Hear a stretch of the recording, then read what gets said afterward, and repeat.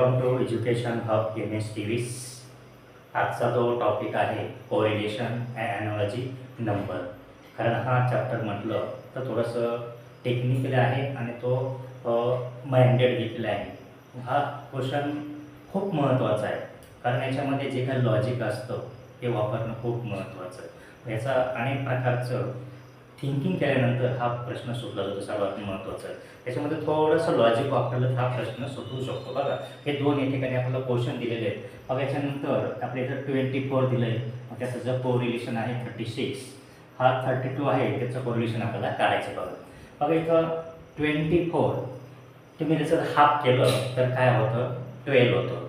म्हणजे आपण ह्या 12ला आपलं 3ने मल्टिप्लाय केलं, 12 to 3 म्हणजे किती झालं, 30. म्हणजे 12 36 झालं. हा याचा रिलेशन. आता सेम कसं बघू, याच्या अर्धे केलं तर 16 गुणिले 3 म्हणजे काय झालं, 48 झालं. इथं 48 आलं, इथं 36 आलं.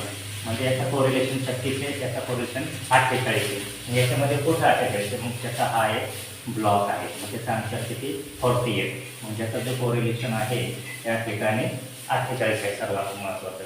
बघा सेम तसं, मग याच्यामध्ये 28 आहे, मग आपल्या इथं काय पाहिजे, 58 पाहिजे. आता बघा 28च्या डबल केलं, 28 into 2 म्हणजे की झालं 56 झालं. मग त्याच्यामध्ये 2 मिळवले तर काय होतं, या ठिकाणी 58 होतात.